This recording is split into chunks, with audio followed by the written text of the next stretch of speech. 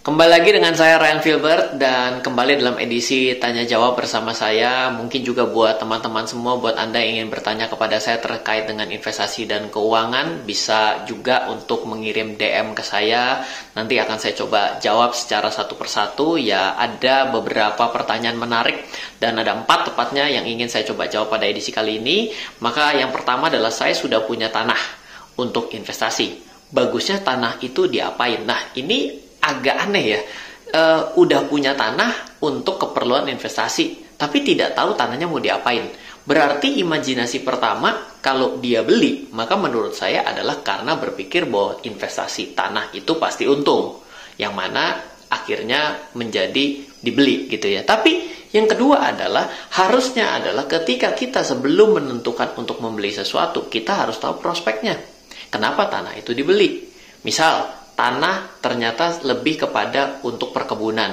Berarti ya cocoknya untuk apa nanti tanahnya kalau dibeli? Ya ditanami karena subur gitu. Lalu kalau misalnya tanahnya itu adalah area pengembangan daerah untuk real estate misalnya, ya berarti tanah itu nantinya bisa dijadikan untuk dijual kepada developer atau bikin ya developer kecil-kecilan. Atau juga misalnya tanah itu dekat dengan daerah komersial dan juga bakal dekat dengan tempat keluarnya tol. Berarti ya cocoknya untuk dijadiin apa? Dijadikan sebagai ruko misalnya, seperti itu. Atau juga misalnya tanah tersebut ada di daerah bisnis distrik. Berarti cocoknya di daerah bisnis distrik atau pengembangan bisnis distrik selanjutnya, ya. Maka yang cocok apa? Ya cocok untuk misalnya kalau cukup tanahnya dijadikan sebuah office tower, office building, bisa jadi juga seperti itu. Ya, atau kalau ternyata kok jadi banyak ya, iya harus kita tahu dulu daerah itu dibeli bagaimana bagusnya. Dan saya juga nggak tahu kenapa kok bisa membeli sesuatu yang kita tidak tahu peruntukannya.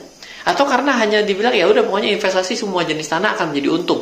Nggak serta-merta seperti itu juga. Ternyata daerah tersebut adalah daerah tongkrongan anak muda. Ya berarti cocoknya dijadikan apa? Ya tempat hangout ya kan, disewain tuh pada tempat-tempat yang lagi musim-musim pada saat ini untuk hangout. Atau tempat kuliner, berarti disewakan mungkin dibikin sebagai food court, misalnya sebagai pujasera, ataupun menjadi sebuah tempat jajanan yang kelas atas. Ya itu harus bisa kita pikirkan di awal. Loh, Pak, tapi saya cuma kuat untuk beli tanahnya. Jangan khawatir, kan kita bisa juga join operation, kita juga bisa BOT, kita juga bisa join, dan lain sebagainya. Ya silahkan buat skema, bagaimanapun juga.